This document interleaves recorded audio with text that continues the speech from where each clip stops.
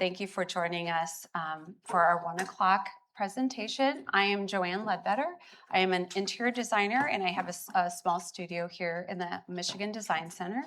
I'm also the president of Interior Design Society, or what we say IDS, here in Detroit, which I took on that role starting in January of this year. So it's a pleasure to engage with my peers, as well as our developers, our product designers, those who bring our awesome products to market so that we, who are your free outside sales reps, I just want to say, get the opportunity to learn about and understand so that we can present the right products for the right project, for the right client.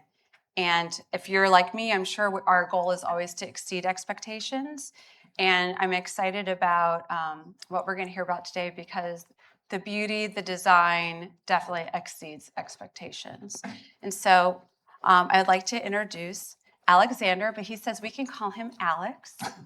And would you mind giving us a little bit of background, where you're from, who you are? He is a fourth generation plumbing, dynasty. Dornbracht, if you're familiar with German high-end luxury plumbing brass brand. And here we have, the great-great-great-grandson. Yeah, pretty much fourth generation. Thank you. Absolutely. Happy to be here. Nice to meet you all. I'm excited to have just a casual chat about my journey and then specifically, obviously, what we're doing at Kallista. So I'm native German. I grew up in Germany, came to the US about 16, 17 years ago. Was always drawn to this country due to many different reasons. Packed 2 bags after college and started my life here, which was an interesting journey. Helped me grow quite quickly. And joined the industry, the interior design industry, really only 8-9 years ago when my dad called me on the Dornbracht business, the Dornbracht side, and basically said, hey, it's time for the next generation to come in, work for the business. And I followed that call, lived in California at that time, moved to Atlanta to essentially run our US-based operations out of Atlanta. Did that for about 3 years. And then during COVID, the family ended up deciding to sell the business. So it was 2020, mid to late 2020, threw me a very large curveball, as you can imagine, right? Your family legacy, your family business that you're stepping in. I was 35 at the time. And I had to figure out what's next, what's next for me, right? I'm really just only dipping my toe into this very fascinating, exciting industry. And fun story, on my competitor slide, obviously working for the family business, there was a brand that I always respected very much from the outside called Kallista. Because I always thought Kallista did something very, very nice and very, very unique, right? As an American luxury brand, it always had its own identity, what I saw. It didn't have any cookie cutter designs. It never copied anyone. So I always respected it very highly as a competitor. So fast forward, I ended up sending an email to the Kohler family, who's been owning Kallista for the last 40 years, Kohler company. And they knew your name. They knew my name. They didn't. Obviously, it wasn't just a random LinkedIn, hey. No. Obviously, generations of Kohler have known generations of the Dornbracht families. So I took a little bit of a bold move, right? This is probably very unexpected. Okay, I think that's a good lesson for us to hear, though. Yeah. Sometimes you just need to go for it. Yeah, you got to go for it, and just came up as an idea. One night I was laying in bed, and I'm like, why not? Give it a try and see what happens. And 2 months later, we ended up having a job offer on the table and decided, let's try this. Let's see what we can do. Amazing. And here we are as of last week, 5 years later.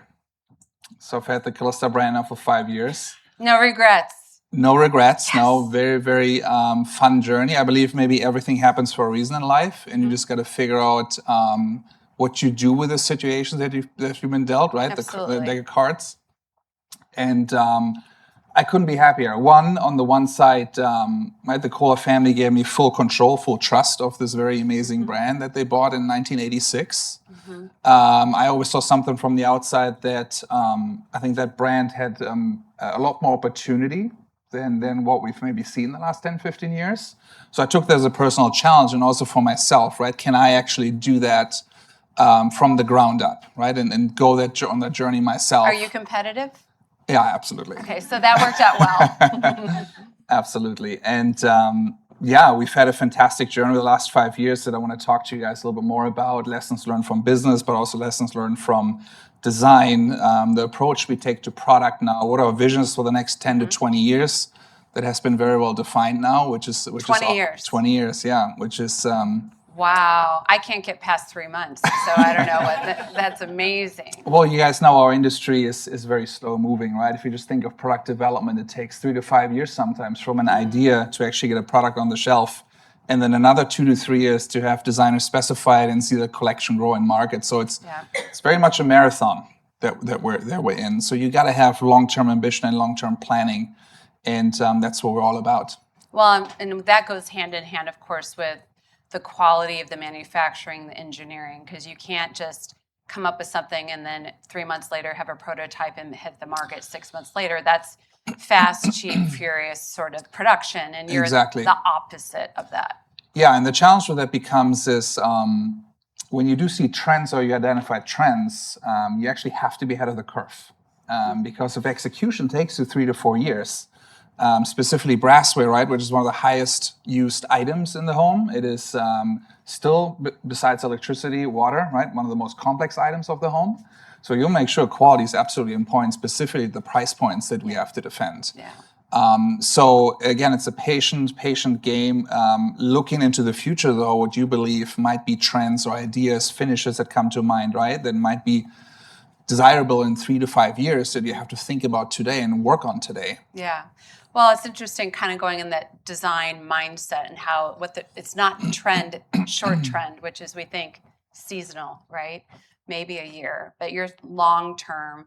And we discussed this earlier in my experience in my former life of going to Taiwan and China and being a part of a team doing production quality control.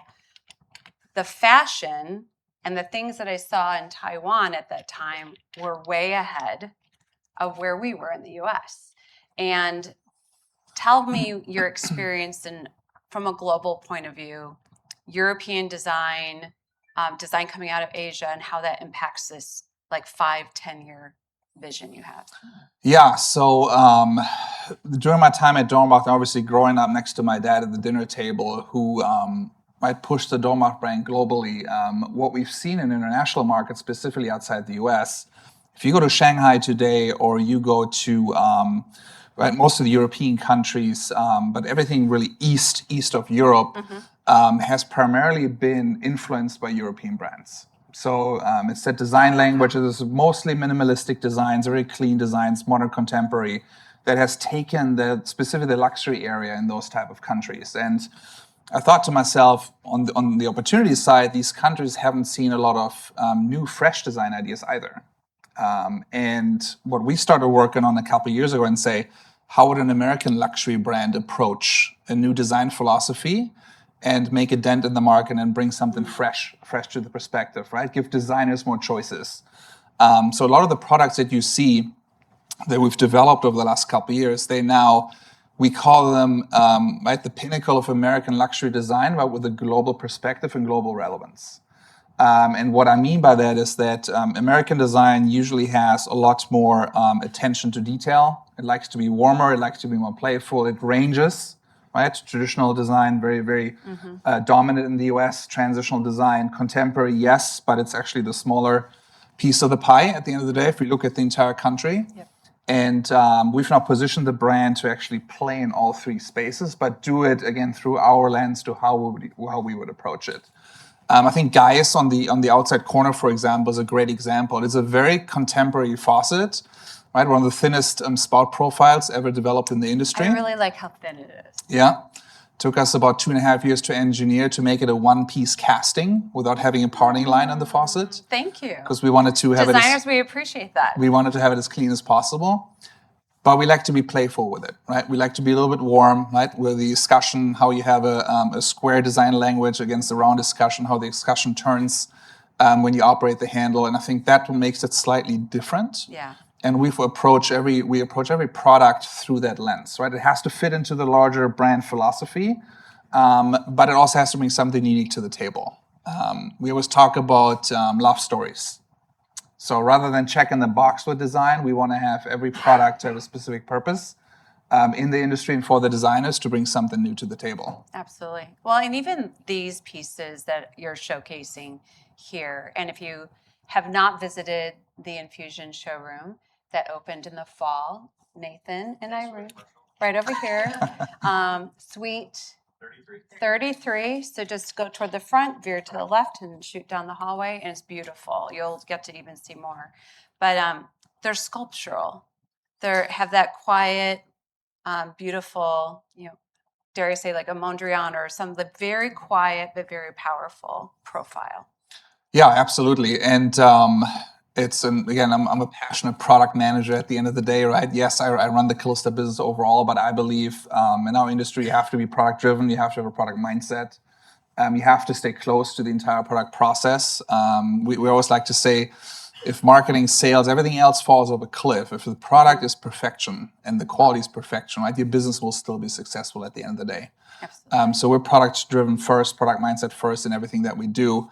And our design process nowadays takes us up to 18 months to even get to a full frozen design, right? Design freeze, what we call, is when we have done basic engineering checks and have a really good idea about how we're going to manufacture it and how we execute it and making sure that we can actually produce it at scale with the right quality long term. And I think that commitment from the team that we've built over the last couple of years is largely driven by passion and determination of, I think, bringing the very best of American design and design philosophy to not only the domestic market, but also globally now. Well, I could see with your passion, your intensity.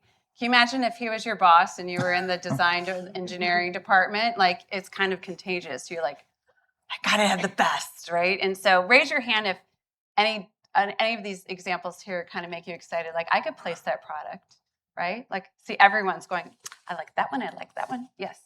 So that's very cool. And I have to say, when you have a design quality driven leader, the integrity of what you do, the value of what you do as a designer. I used to be a product designer. That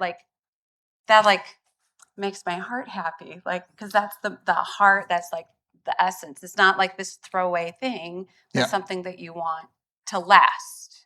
Yeah, and it's not just design only either, right? There's a lot of products that look pretty. And Instagram, with all the good that it has done, it also given a lot of, I would say, mediocre products and brands an opportunity to go out there and scream and sell. Right.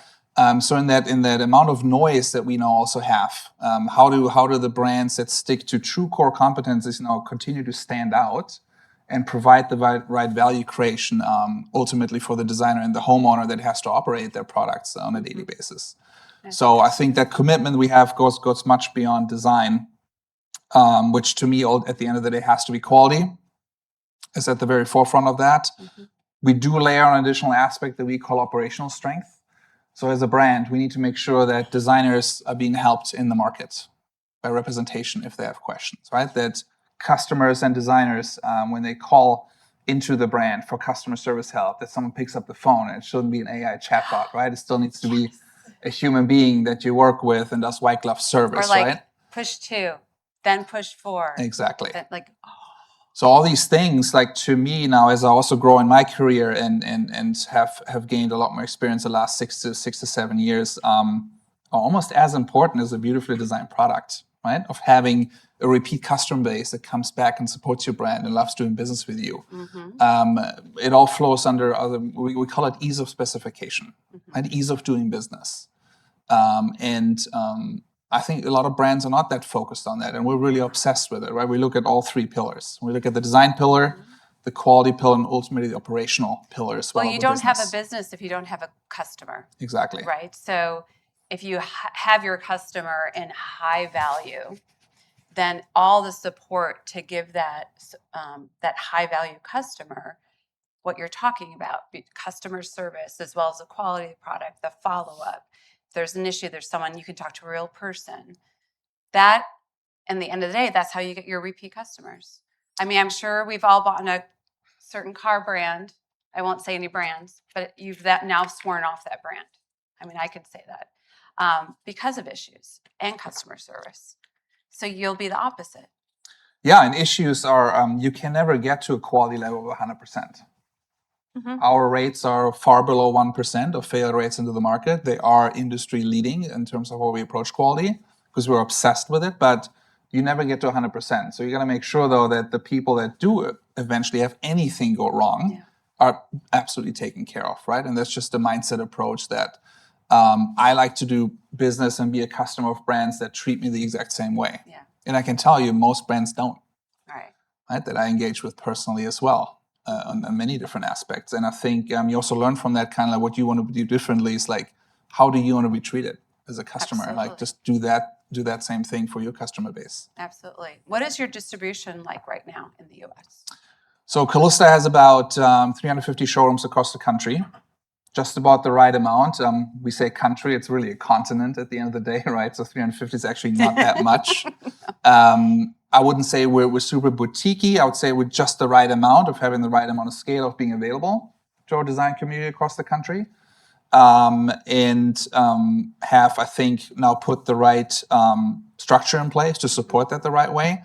It's tough to manage the US as a small business, as you can imagine, because you do have a continent, and to manage 50 plus states requires a massive sales force. How do you do that as a small business, right? So you have to kind of grow into that and make that a strong point of your workforce at some point. But it takes time.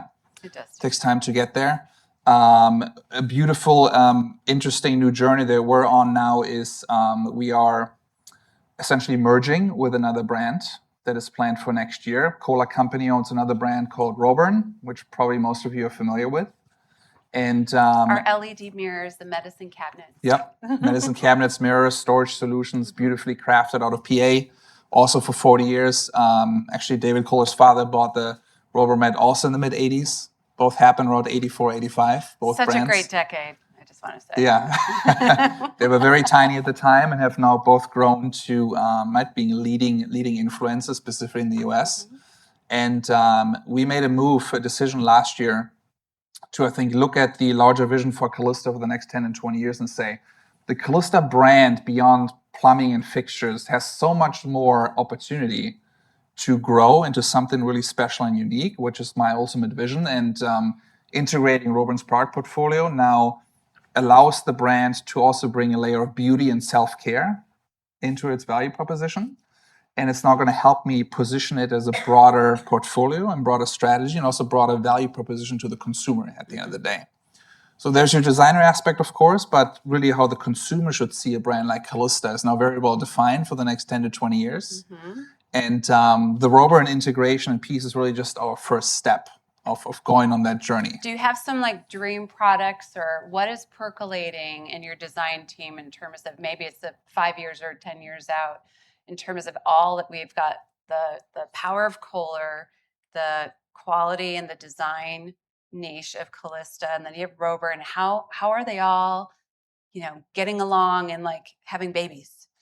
I don't know. Cross-pollinating, yes. Cross-pollinating. We do. We actually have that very well defined for the next 5 years, and can you give us I can give you a glimpse in this. So I would like you to walk into a Kallista specific master bathroom 3 years from now, and the washstand should be very well defined today. We have products for that today, whether it's your plumbing, your sink, your mirror, your medicine cabinet above the faucet. But we have an exciting new vanity program we're working on.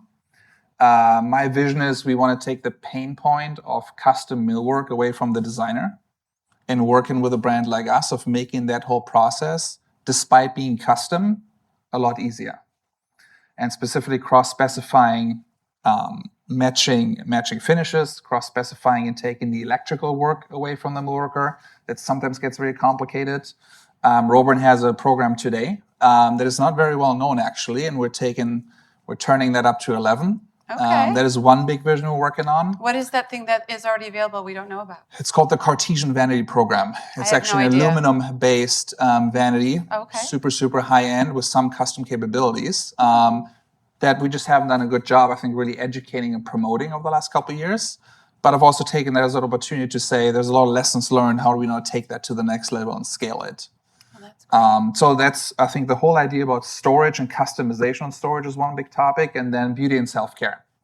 So think of very modular makeup and getting ready stations, beautifully integrated into your countertops, right? All combined and nicely packaged at the very highest quality level.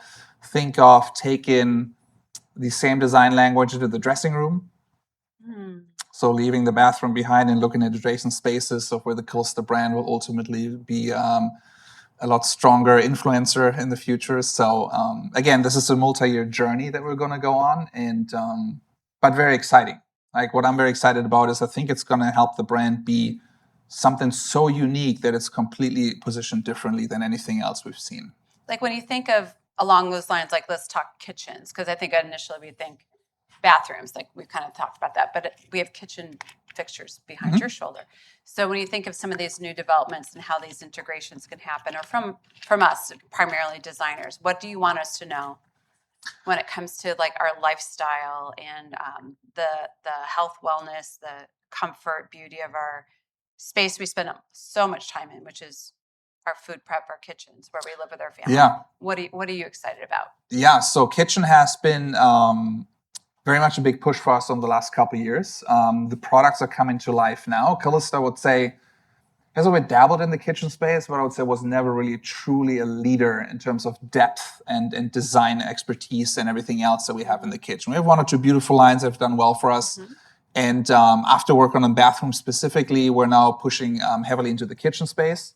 There's really two different strategies. One strategy is to take your best bathroom designs and having complementary kitchen products. You see Center Park West on the outside, for example, which is one of our highest selling collections now across the country, very successful, designed by Rams out of New York. So you have your complementary, essentially, right, design completion story throughout the home, right, which is obviously nice for the designer to work through one brand on that. And the second big piece is, I think, bringing different design details and design languages to the kitchen. Right? Our juxtaposed creation, for example, one thing we're very proud of is such a unique contemporary faucet where we're playing with dual finish construction. It's contemporary, yet it is still warm and playful. And that is, I think, something that makes our brand quite different. And how we're trying to complement it is now producing kitchen sinks and very artistic kitchen sinks. You see some samples. We just actually launched it at Salone 2 weeks ago in Milan. Those are fully custom stone kitchen sinks that we're launching, coming from 7 different stones. We even went as far as sourcing a custom stone from Brazil to craft a full-on kitchen sink out of 1 block of stone. Because again, we want to go that step further beyond the plumbing brassware. I think the vision was maybe your Miles and Sub-Zeros and others are taking such a dominant role in defining how the kitchen looks. And I was like, well, can we start at the kitchen sink and faucet and design a kitchen around that? And what would it take? What product would it take to make that such a standout highlight for the designer to think about the catering space, right? And your waterways essentially as a starting point for the design. And I think that's great because, as you know, like we talked about development, you're sharing with us that process. You can't like take on you need to kind of focus in on a couple key stepping stone launch pieces. Absolutely. And if you have this little marriage between the faucet and the sink and that experience, but that elevates everything else. Or as designers, we know when we don't get to do a whole space, we get to do a couple pieces. What happens with the new pieces? What do they do to what was there? Like it makes what they had look worse, right? When we bring those things in. So the good upsale is like, oh, look, maybe we need to do some more because the sink and the faucet look so amazing and elevate this space. Yeah. That's kind of, we all kind of perked up. Raise your hand if you heard single stone sculpted 1-piece sink. We all kind of like, yes. As long as I don't have to go pick it up and put it in my car and deliver it. That's my only thing. No, there'll be experts for that. I need some muscles for those. Yeah, and they're custom lead time, right? They're going to take us 4 to 6 months. They're produced out of one specialty supplier in Italy that we've helped engineer those with and create a specific tool, right, to carve those beautiful arches into the front of the stone. So we need a lot of lead time. We need a lot of lead time for those. But the beauty is you can do custom, right? You can match your stone vision to that, and we very much want to be the brand that says yes to some of those opportunities, right? If you run a business, and right, there's always economies of scale, and your inventory management and your SKU count and everything else can get quite out of control once you go into a custom area. But we said, like, what are our anchor points towards the design community where they have maybe complex solutions or very, very high-end custom visions to go after, right? Could we be a brand that says yes to some of those topics? Absolutely. And that's how we started thinking about, we could do that in stone sinks. We do custom stone tubs now for the bathroom, anywhere between $10,000 and $150,000, which is a very fun journey as well, I think, to work on some of the most exquisite stones that are available in the world. And custom handle upgrades for super high-end clients, right? We're thinking about handles on faucets, for example, now as platforms that can be and should be customized for the right client, right? It always comes at a price point. It always comes at a lead time. But starting the conversation with a yes rather than a no also opens up, I think, new relationships, new opportunities long term. And I think for us in the industry, and I do my fair share of kitchen and bathrooms too, if I know I have a client that we have the opportunity, we're going to like another level and we want very custom, very unique and artful, I'm going to need 6 months because I'm probably doing full custom cabinetry and the tile is coming from all over the world. So I might now lead with your sink. Like, here's the sink. I think this might be the springboard for the rest of the design, knowing that the lead time but it's such a unique and special object, artful, functional. The best of all art is functional, and that makes sense, at least for a lot of us who do, especially if you're in construction and you're doing those kind of projects, right? You need the design time, you need the selections, but we start with things that are the longest lead time, and they're very pivotal pieces. And because we all know paint, I can pick that the week before if I have to. If something does a change, that's not a big deal. But my sink or my water jet, marble tile, I better have that locked down a couple months beforehand. I'm curious because we're very design focused in this discussion, but we all have people we follow, dare I say, stalk. Like, who do you like? Look, who are you peeking at? Who inspires you? So, and you can't say any of the Kohler families. I follow a lot of designers in the industry. Okay. A lot of different design firms. Any Detroit design firms? I think there's a couple or two. I have 1,000 about it that I follow now on my personal Instagram account. I actually have many different Instagram accounts for the type of content I like to consume. Okay. Right, because your newsfeed adapts to that. But my professional run is all design focused. I started that about 8-9 years ago to make sure that if you go through your feed, that it's constant inspiration hitting you from all different angles. What's your Instagram handle? Like, if we're gonna follow you, which one should we follow? Alex_Dornbracht. Okay. Do you guys all got that? I'm sure it's easy to find him. And you see design firms, right? Like, we all know the Ramsars and the Genslers of the world, right? 300, 400 employees, very massive firms doing very cool projects across the globe. But I also follow a lot of design firms with 1 to 2 employees. And they do as good of work, right? And whether it's a $1 million home or a $10 million home, right? And I think that was one thing we really worked on also with our brand, with the Kallista brand, like building those relationships 1-to-1 to the smaller firms specifically. They sometimes don't get the attention they deserve, and that personal relationship building. And I've learned so much in the process of how they approach their projects, right? Sometimes with limited resources, and how they have to be stretched thin, and what their pain points are, right? How manufacturers to think about these small firms as well. When we're crying on I-75 over plumbing, toilets cracked, yes. Okay. How to best support them, right, in their journey with a very small team. And that you just have to be buttoned up on that journey. So I would say it's all over the globe, really. In the US, what has always fascinated me, how really you jump on a plane and everywhere you fly, it's a different design taste and design language. It is really in many countries all over, right? Los Angeles is so different than New York, and it's so different than Miami. So I'm actually glad I ended up ultimately in the US, because I think it broadens your spectrum of design. and taste and all these different influences. And I think a brand that wants to be successful, it has to be, you don't have to cater to everyone, but you have to have, I would say, enough breadth and depth in your approach to design that right, you can satisfy customer needs. Well, I think there's a universal quality to just good design. Right. And if it's good, there'll be a market in Japan, and there'll be a market in Poland, and there'll be a market in Kansas City. Yeah. We talked about that as well last week when we talked about do you approach design and then really trying to cater it for a local market, or do you have to hold to an 80% baseline that might be true across anywhere, right? And the latter is really the approach we've taken. Like personally, I've always taken a lot of inspiration from the Porsche brand and how they, with their 911, really have had a product since 60, 70 years that has had small iterations in design, is the most successful sports car ever produced, will still be the most successful one in the next 50 years, and there's a reason for that. They've always taken the German design mindset, but have made it small incremental changes, and it works across the globe. So rather than catering maybe your design necessarily to fulfill exclusively local needs, you need to make sure, like, what is just good design, to your point?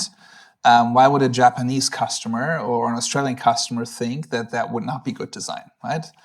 So if your eye looks at it and is satisfying, like it should be across the globe. You say Porsche, we all know exactly what he's talking about, right?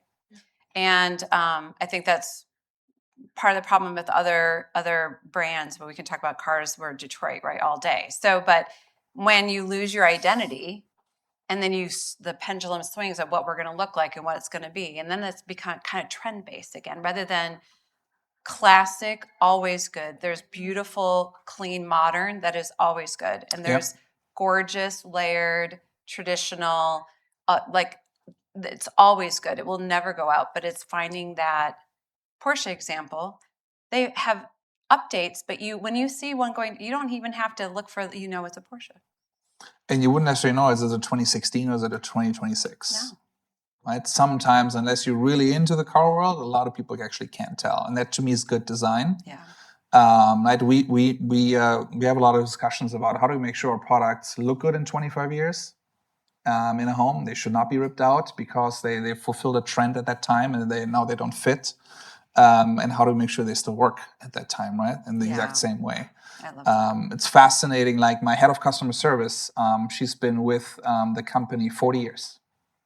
Wow. Marsha Reinthaler, yes. She started working in Kohler Hospitality, and now has been with Kallista 24 years. She knows everything. Fun fact, she joined Kohler 6 months before I was born. Her and I talk about that. So when you were like, I don't know what to do, I better call her. Her and I talk about that a lot. It's always a fun side conversation. But we talk, we have our weekly one-on-one, right? And she talks to me, she always brings to me one or two interesting customer cases. And she talks to me about, this is a faucet from 1995. Customer just called, wants it replaced. 1995. Okay. Working just fine. 30 years in the house. I love it. Can I replace it? Like, no, we don't have that line anymore. We can send you something new. I give you the new iteration. Exactly. Like, so you'll love it even more. But that to me is so fascinating. Yeah. That it still looks good, right? I see pictures come through of products that we've done 30, 40 years ago. And that design mentality it's always been there. And we've just leaned in a little bit more on this now. That doesn't mean we don't do anything trendy or artsy. We've played around with color. We have beautiful colorful handles now that we offer, beautiful enamel upgrades and things like that. You got to do that also as a brand. Yeah. But as long as your core is designed around, right? There's always this core available to your designing customer base that is a safe choice for the next 25, 30 years. Well, I think it speaks a lot to us because if we put our heart and soul into a design, it would be a very depressing moment to find out that, let's say they sold their house and people came in, they didn't appreciate or see like how crafted, how curated it was, and then they rip everything out. That would, unless they hired me to do the redo, that would be fine. But none of us, we don't do things to be temporary. And I think that kind of speaks to my soul, and that something that lasts, that has value. Because we're not in for, at least I'm not, and I think I can speak for most, we're not in for like the cheap dollar. We want Right. something that is very valuable, very respected, and that value that is given to it from our clients, as well as our integrity in what we do. And kind of like your customer service, I just have to pivot back to that because getting to know Irene and Nathan since I came here, one of the things that you told me right in the beginning is that your blood is about customer service and taking care of from point A to point Z. And anything that happens, that you want to be there, you want to know, never feel like we can't contact you. And that speaks to me because, and I'm sure it speaks to a lot of us because we deal with a lot of different companies, and vendors and suppliers, and not all of them have that mindset. Yeah. And sometimes they're just like, well, I'm sorry, you're screwed. You figure it out. Yeah. And that is not very, very nice. It doesn't make me want to call them or specify them again, for sure. Right. Yeah. So you have a really great partner here, for sure.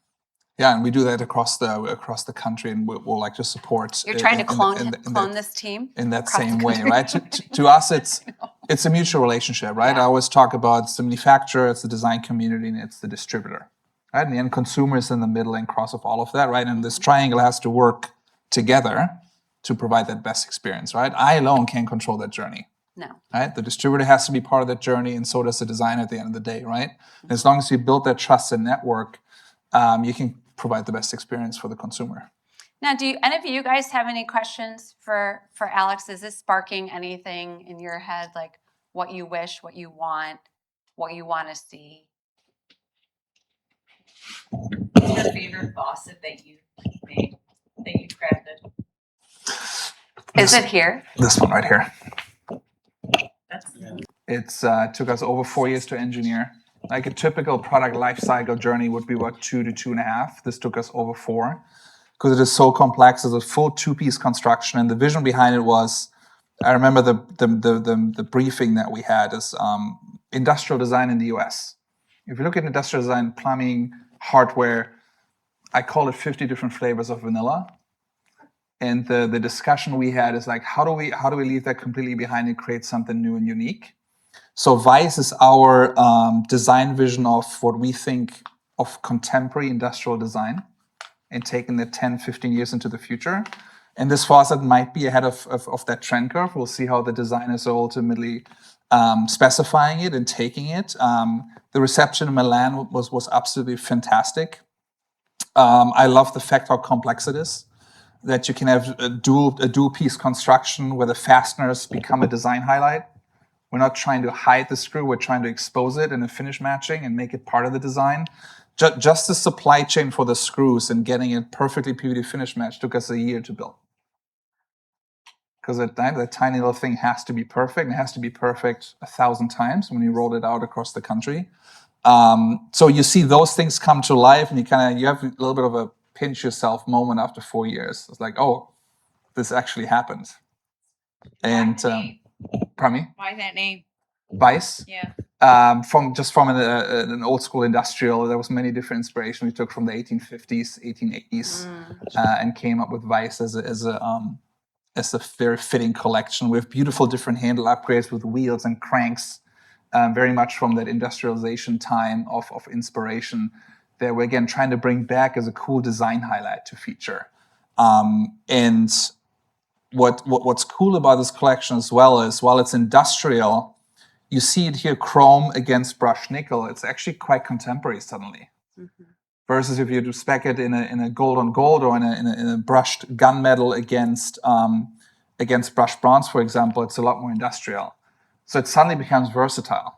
Like we showed it in all the different iterations in Milan, and you could really see it's like, oh wow, it's from contemporary all the way to industrial, and has many different aspects of it. So I think in terms of just engineering masterpiece, this is maybe the coolest collection we've ever done. And Vice is a cool name, right? Like it's something I can't live without. I have to have today. So I wanted to pay you a compliment. And honestly, I know Marsha Reinthaler very well. I've been selling Kallista for 9 years, and I can count on one hand the number of defects I've ever had. And when we have an issue, they make it right immediately. So I will say that Kallista's customer service is second to none. How many iterations of a faucet do you typically go through before you find and land on that final product that you're going to publish and put out into the world?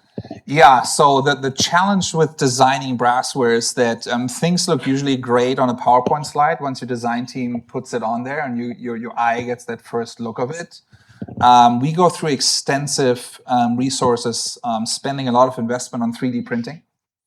So we have to 3D print every SKU, whether it's your widespread, your single control, wall mount, bath deck mount, wall mount, right? Your showering pieces. They all look different once you actually 3D print them. And we go through hundreds of iterations. A lot of money. Because you're trying to get the last millimeter right? And you can see once you have it in front of you, the handle might be 2 millimeters too big, 2 millimeters too small. Does it feel too thick in my hands, right? Do I need to expand the radius a little bit? So that's why that process, like I talked about earlier, is 18 to 24 months to get to a design freeze. Because once you're at design freeze, you produce, it has to be perfect. There's no going back 2 years, 3 years into that process, right? You're committing to a multi-million-dollar investment to now produce this at scale in your factory. So that process up front can cause a lot of stress on the team, right? But once you have a team that's seasoned on it, it becomes easy over time. That's awesome. So I'm going to bring this back for us, your outside sales reps. Couple things I've heard, and you guys shout out too. What are the things you're taking with you now? Like if you're going to present some Kallista products, I mean, quality bar none, right? So that's the first thing I'm hearing. And I've never been to a presentation or a lunch and learn with any other plumbing product that was quite, from what you've described, such a intense process and so scrutinized.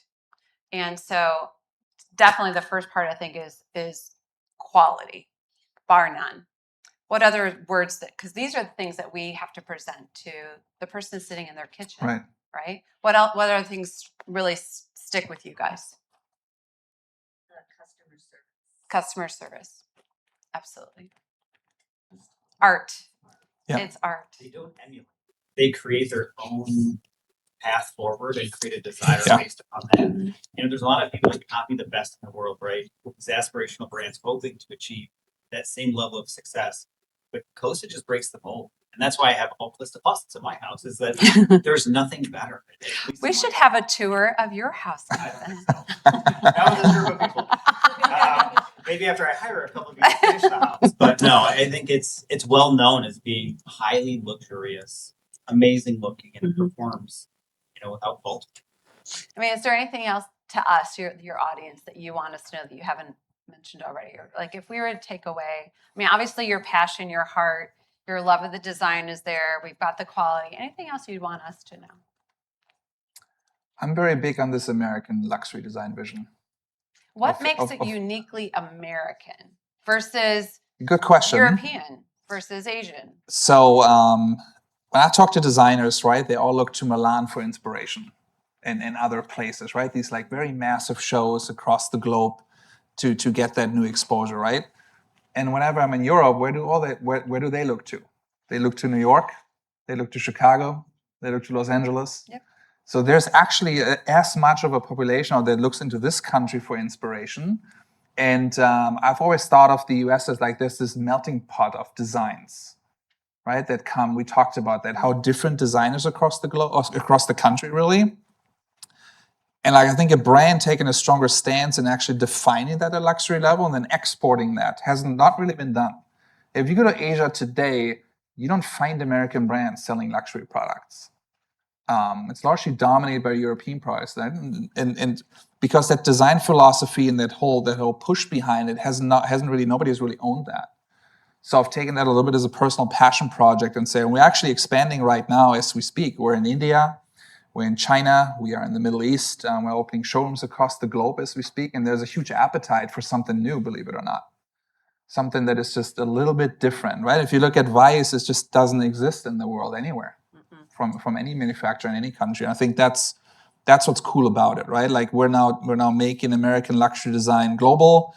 We're trying to make it cool and hip and forward looking and be maybe an influencer of some of the global trends rather than a follower.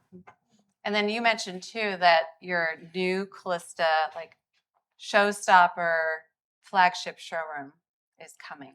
Yes. So And so we can all go. our first brand design, really brand experience center will be open in Kohler, Wisconsin in October this year.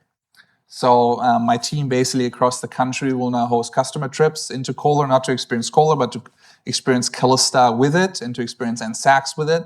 So there's massive investments that we're doing across Kohler company, really in the village, across the board, to really create some really unique designer experiences. So stay tuned for that, because we'll be busy with customer trips That would be over the coming years. fun. Yeah. Party bus. I Awesome. do have one more question. Yeah. I get a lot. Why you guys don't make every finish in every Yep. Faucet. selection? So I get, they're like, why doesn't he make him? I don't know. What's your reasoning behind that? So multiple different reasons. Sometimes it could be a supply chain challenge, right? Because not every product gets produced in one factory. You have multiple factories. And with finishes specifically, and every manufacturer has the same challenge. The PVD machinery on one supplier might not be exact PVD machinery as the other one. And sometimes the matching isn't 100% perfect, meaning you do get execution challenges that way. Another piece might be, and this is where it gets very technical on the PVD side, but there's certain angles on a spout, for example, on a shower head, where a certain PVD finish might be more at risk to flake off. So sometimes certain finishes, like a brushed graphite, for example, work better on a simplistic line than a complex line. So those are unfortunately sometimes the decision we have to go through to make the right offering. Again, it all comes back to quality, and then offering something we can deliver long term. And then the third piece as a manufacturer is always inventory, right? Inventory and SKU count and supply chain strategy. Vice has 2 different finishes that we offer. We have 10 to 12 finishes in total. So the combinations could be 50, 60 different SKUs. Well, we're going live with 5, and then eventually we'll go to 7 and to 10, right? But immediately offering 50 or 60, your entire inventory and warehouse will blow up before you even sell the first faucet. So that is sometimes where, yes, the designer and the customer would like to play and have it all in the best case scenario. Plumbing is not there yet where car manufacturers are. We're not 3D printing these, and they can be finished right on the spot, right? This is still a fairly complex process. So I think over time we'll see how maybe manufacturing evolves to I think offer a lot more customizations and just the completeness of all combinations much more quickly. Excellent. So one fun fact that I want to leave you guys with: the founders of this company were actually two gentlemen from Britain. They founded it in San Francisco with an idea of, even in the 70s already, to not produce faucets but produce jewelry for the bathroom. And we're still trying to carry some of that ethos through today of how we approach product design in general. And I'm glad you had an experience like that. You weren't born yet, but that's okay. 85. How cool. Well, thank you. Could you give a round of applause for Alex? Thank you, guys. Thank you so much. Well, I hope you guys have a great rest of your afternoon. Continuing seeing our showrooms, definitely come and see Nathan and Irene down in Infusion, and come take a up close and personal look at the products here. Thank you. Thank you.